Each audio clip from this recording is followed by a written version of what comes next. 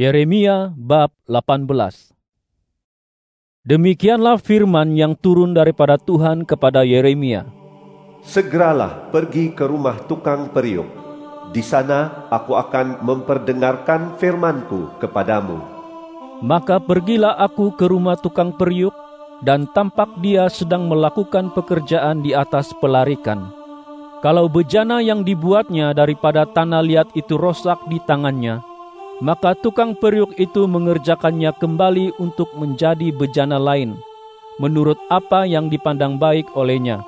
Lalu datanglah firman Tuhan kepadaku demikian. Tidak dapatkah aku berbuat terhadap kamu seperti tukang periuk ini, wahai keturunan kaum Israel?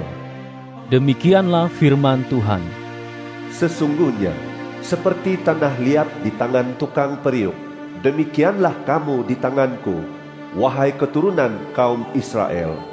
Ada kalanya aku berfirman bahwa aku akan mencabut, merobohkan, dan membinasakan sesuatu bangsa atau sesuatu kerajaan. Namun demikian, jika bangsa yang kuancam itu bertaubat daripada kejahatannya, maka aku akan menarik kembali malapetaka yang kurancangkan bagi mereka. Ada kalanya aku berfirman bahwa aku akan membangunkan dan mengukuhkan sesuatu bangsa atau sesuatu kerajaan. Namun demikian, jika mereka melakukan hal yang jahat di sisiku dan tidak mematuhiku, maka aku akan menarik kembali kebaikan yang kujanjikan kepada mereka. Sekarang, katakanlah kepada orang Yehuda dan kepada penduduk Yerusalem demikian. Beginilah firman Tuhan, sesungguhnya aku menetapkan malapetaka ke atasmu dan membuat rancangan untuk menentang kamu. Biarlah setiap orang bertaubat daripada perilakunya yang jahat. Perbaiklah perilakumu dan perbuatanmu. Tetapi mereka menjawab, tiada gunanya. Kami mahu mengikuti fikiran kami sendiri, dan setiap orang mahu bertindak menurut kedegilan hatinya yang jahat. Oleh sebab itu, beginilah firman Tuhan. Tanyalah dalam kalangan bangsa, siapa pernah mendengar hal semacam ini? Hal yang sangat mengerikan telah dilakukan oleh perawan Israel. Masakan salji Lebanon menghilang dari batu pejal di padang? Masakan air sejuk yang mengalir dari tempat jauh itu mengering? Tetapi umatku telah melupakan aku.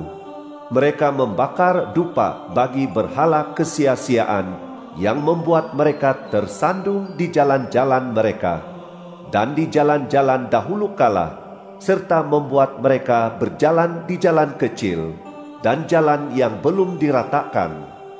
Dengan demikian, mereka membuat negeri mereka menjadi kengerian, menjadi cemuhan untuk selama-lamanya. Setiap orang yang melintasinya akan tercengang dan menggeleng-gelengkan kepala.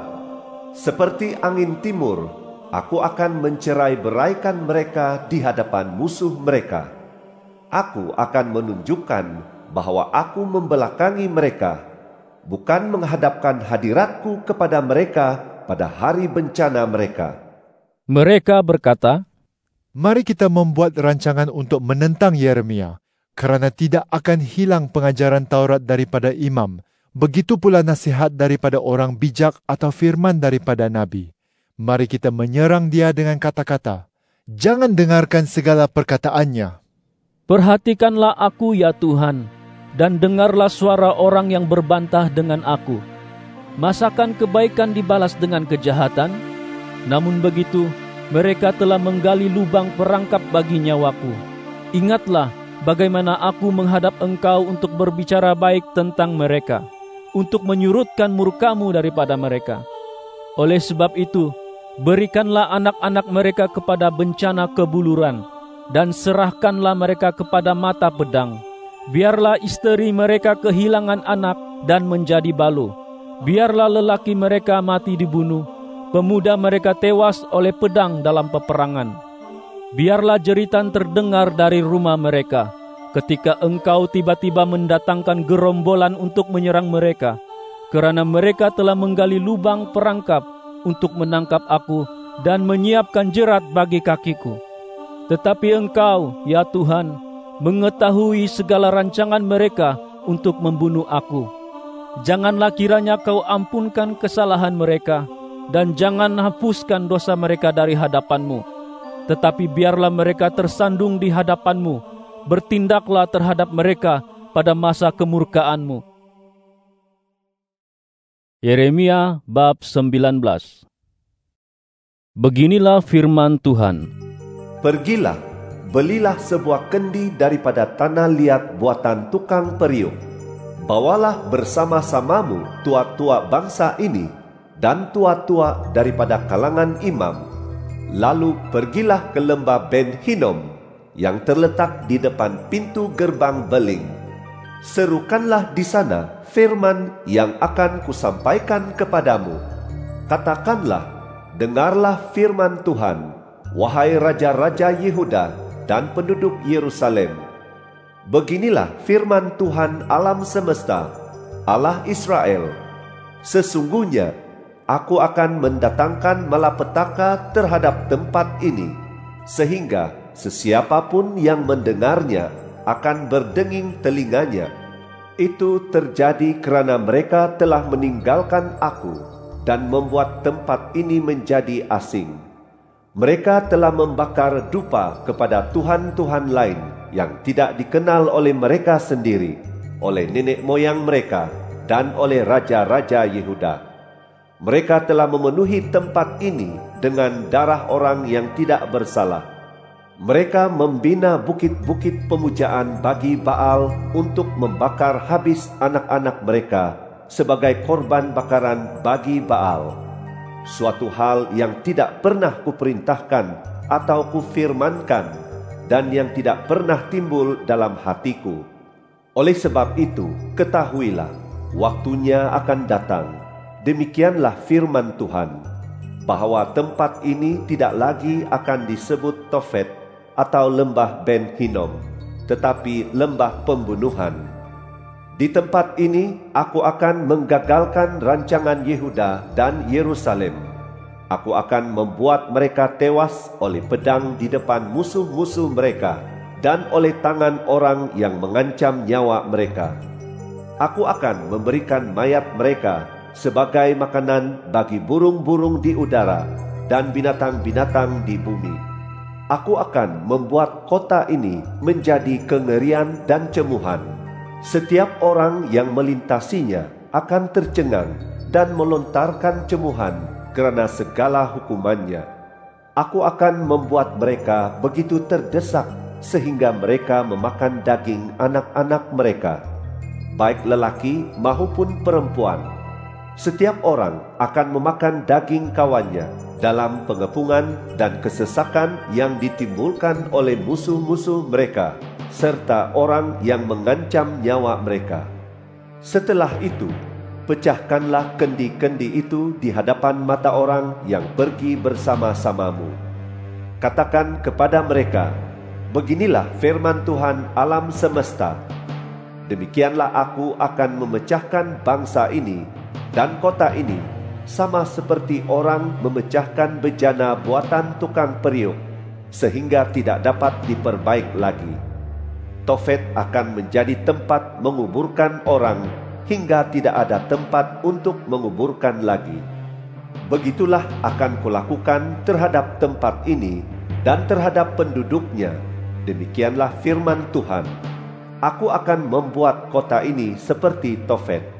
Rumah di Yerusalem dan rumah raja-raja Yehuda akan menjadi najis seperti tempat Tofet, yaitu semua rumah yang bumbungnya menjadi tempat membakar dupa bagi segala benda langit dan tempat mencurahkan persembahan minuman kepada Tuhan lain. Setelah Yeremia pulang dari Tofet, tempat Tuhan mengutusnya untuk bernubuat, dia berdiri di pelataran bait Tuhan dan berkata kepada seluruh rakyat, Beginilah firman Tuhan, alam semesta, Allah Israel. Sesungguhnya aku akan mendatangkan segala malapetaka yang pernah kufirmankan terhadap kota ini. dan terhadap semua kampungnya, kerana mereka telah mengeraskan hati dan tidak mendengar firman-Ku. Yeremia bab 20. Pasyur anak Immer, imam yang menjadi ketua pegawai di bait Tuhan, mendengar Yeremia menubuatkan hal-hal itu. Lalu Pasyur memukul Nabi Yeremia dan memasukkan dia ke dalam pasungan di pintu gerbang Benyamin atas di bait Tuhan. Keesokan harinya, ketika Pasyur mengeluarkan Yeremia dari pasungan, berkatalah Yeremia kepadanya, Tuhan tidak lagi menyebut namamu Pasyur, tetapi kegentaran dari segala jurusan. Beginilah firman Tuhan, sesungguhnya aku akan membuat engkau menjadi kegentaran bagi dirimu sendiri dan bagi semua sahabatmu. Mereka akan tewas oleh pedang musuh-musuh mereka, dan matamu akan melihatnya. Aku akan menyerahkan seluruh Yehuda ke dalam tangan Raja Babel. Dia akan membuang mereka ke Babel dan membunuh mereka dengan pedang. Aku akan menyerahkan segala harta benda kota ini, segala hasil jerih lelahnya, segala barangnya yang berharga, dan segala perbendaharaan raja-raja Yehuda ke dalam tangan musuh mereka. Orang itu akan merampas, mengumpulkan, dan membawa semua itu ke Babel. Mengenai engkau, wahai Pasyur, dan semua orang yang tinggal di rumahmu, kamu akan pergi ke tempat penawanan. Engkau akan sampai ke Babel.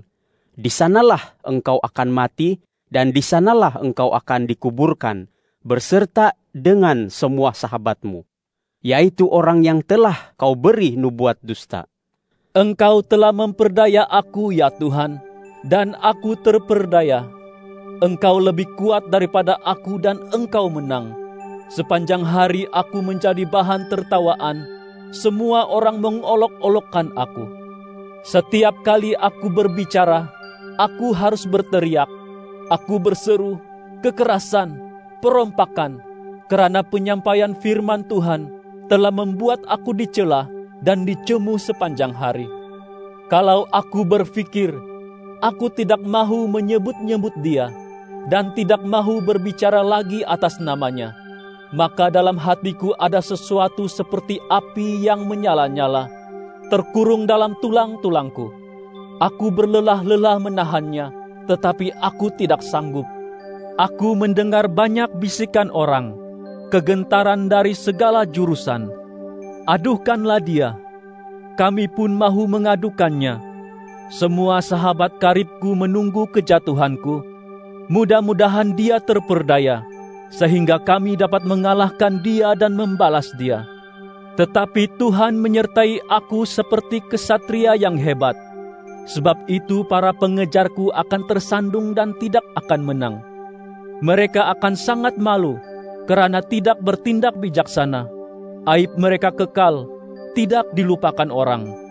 Ya Tuhan alam semesta, yang menguji orang benar, yang mengamati hati dan batin, biarlah kulihat pembalasan-Mu terhadap mereka, kerana kepadamu-lah kunyatakan perkaraku.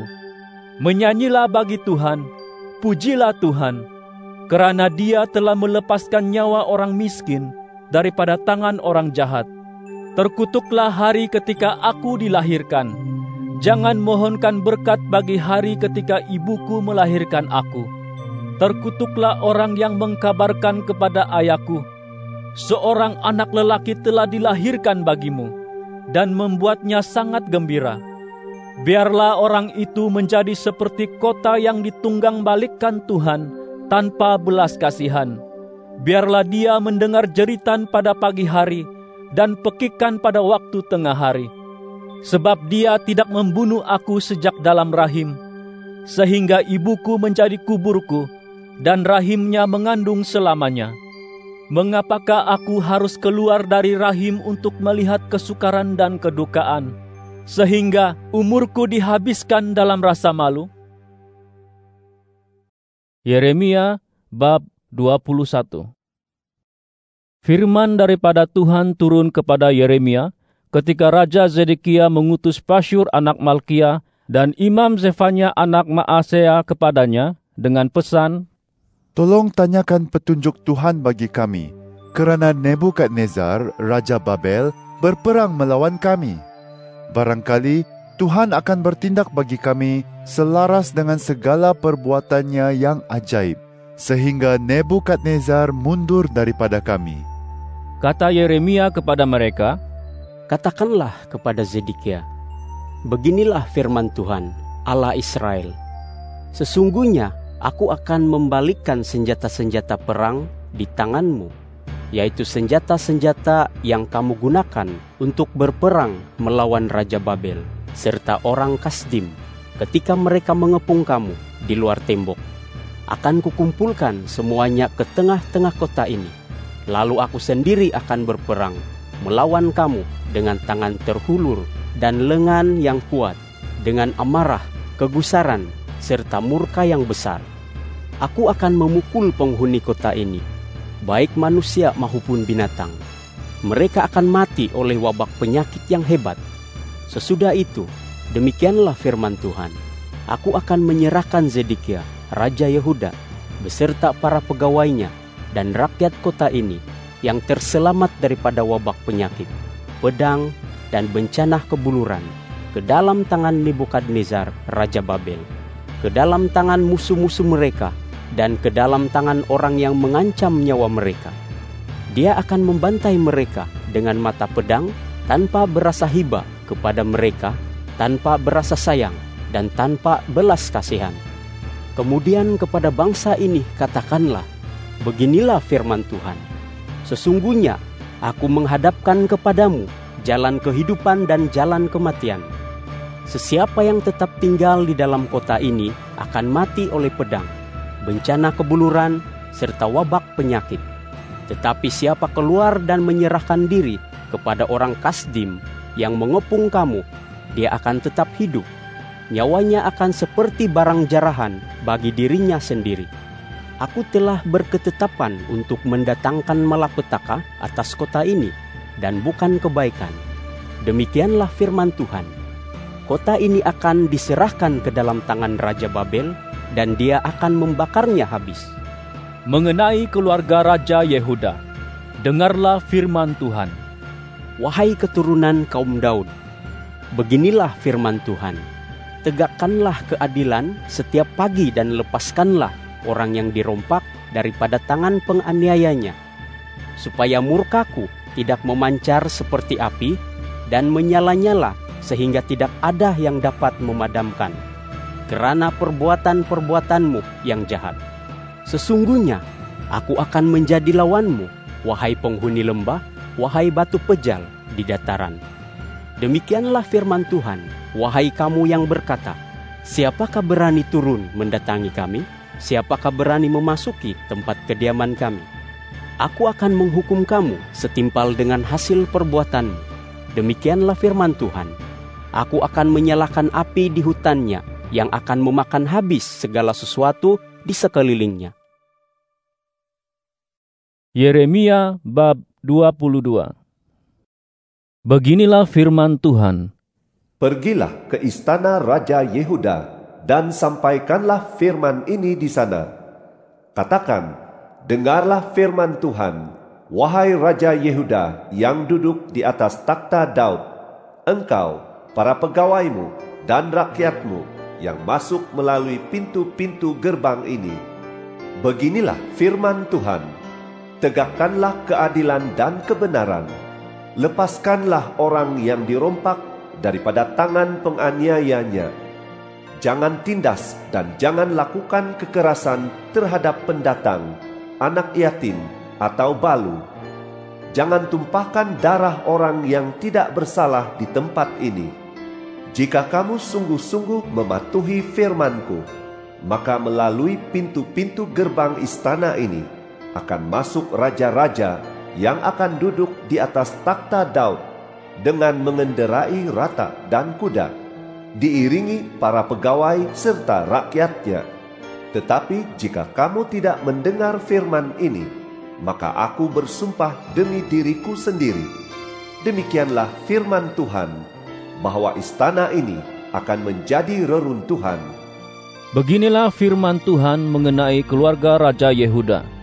Engkau seperti Gilead bagiku, seperti puncak Lebanon. Tetapi aku pasti membuat engkau seperti gurun, seperti kota yang tidak dihuni. Aku akan menyiapkan para pemusnah untuk menyerang engkau, masing-masing dengan senjatanya. Mereka akan menebang pokok-pokok arasmu yang terpilih, lalu mencampakkannya ke dalam api. Banyak bangsa akan melintasi kota ini, dan berkata seorang kepada yang lain, "Mengapa Tuhan berbuat demikian terhadap kota yang besar ini?" Orang akan menjawab, "Karena mereka telah mengabaikan perjanjian Tuhan, Allah mereka, lalu sujud menyembah dan beribadat kepada tuhan-tuhan lain." Jangan tangisi orang mati, jangan berduka cita kerananya. Menangislah terseduh-seduh bagi dia yang sudah pergi, karena dia tidak akan kembali lagi dan melihat tanah kelahirannya. Beginilah firman Tuhan mengenai Salum, anak Yosia, Raja Yehuda, yang menaiki takhta menggantikan Yosia, ayahnya, dan yang telah pergi meninggalkan tempat ini. Dia tidak akan kembali lagi ke sini. Dia akan mati di tempat pembuangannya, dan tidak akan melihat negeri ini lagi. Malangnya orang yang membangunkan istananya dengan cara yang tidak benar, dan bilik-bilik atas dengan cara yang tidak adil, yang mengerah jirannya bekerja secara percuma, tanpa memberikan upah kepada mereka. Dia berkata, "Aku mahu membina istana yang luas bagi diriku, dan bilik-bilik atas yang lega." Dia membuat jendela-jendela, memampankannya dengan kayu aras, dan mengecatnya dengan warna merah. Adakah engkau menjadi raja kerana bertanding dalam hal penggunaan kayu aras? Bukankah ayahmu makan dan minum, tetapi menegakkan keadilan dan kebenaran juga? Pada waktu itu baik keadaannya. Dia membela perkara orang miskin dan orang melarat. Pada waktu itu semuanya berjalan baik. Bukankah itu namanya mengenal aku? Demikianlah firman Tuhan. Tetapi matamu dan hatimu hanya tertuju kepada pengejaran laba, kepada penumpahan darah orang yang tidak bersalah, kepada pemerasan dan kepada penindasan. Oleh sebab itu, beginilah firman Tuhan mengenai Yoyakim anak Yosia, Raja Yehuda. Orang tidak akan meratapinya, "Aduh saudaraku, aduh saudariku." Orang tidak akan meratapinya, "Aduh tuanku, aduh yang teramat mulia." Dia akan dikuburkan seperti keldai dikuburkan, diseret dan dilemparkan keluar pintu-pintu gerbang Yerusalem. Dakilah suatu puncak Lebanon dan berserulah. Perdengarkanlah suaramu di Basan. Berserulah dari Abarim, kerana semua kekasihmu sudah binasa. Aku telah berbicara kepadamu waktu engkau sentosa, tetapi engkau berkata, "Aku tidak mahu mendengar." Begitulah perilakumu sejak masa mudamu. Engkau tidak mahu mematuhi aku. Angin akan mengusir semua gembalamu, dan para kekasihmu akan pergi ke tempat penawanan. Sungguh, pada waktu itu engkau akan malu dan mendapat aib kerana segala kejahatanmu. Wahai penduduk Lebanon yang bersarang di pokok-pokok aras, betapa kasihan engkau ketika rasa sakit menimpamu, sakit seperti perempuan yang bersalin. Demi aku yang hidup, Demikianlah firman Tuhan. Sekalipun Konia anak Yoyakim, Raja Yehuda, seperti cincin materai di tangan kananku, aku akan mencabut kamu dari situ. Aku akan menyerahkan engkau ke dalam tangan orang yang mengancam nyawamu, dan ke dalam tangan orang yang kau takuti, yaitu ke dalam tangan Nebukadnezar, Raja Babel, dan ke dalam tangan orang Kasdim. Aku akan melemparkan engkau bersertakan ibumu yang melahirkan engkau ke negeri lain yang bukan tempat kelahiranmu. Di sanalah kamu akan mati. Mereka ingin kembali ke negeri yang dirindukan mereka, tetapi mereka tidak akan kembali ke situ. Adakah Konia ini bejana hina yang pecah? Adakah dia perkakas yang tidak disukai orang? Mengapakah dia dan keturunannya dicampakkan, dilemparkan ke negeri yang tidak dikenali mereka? Wahai negeri, negeri, negeri, dengarlah firman Tuhan. Beginilah firman Tuhan. Catatlah orang ini sebagai orang yang tidak mempunyai anak, lelaki yang tidak pernah berjaya dalam hidupnya. Kerana daripada keturunannya, tiada seorang pun akan berjaya duduk di atas takhta Daud atau berkuasa lagi di Yehuda.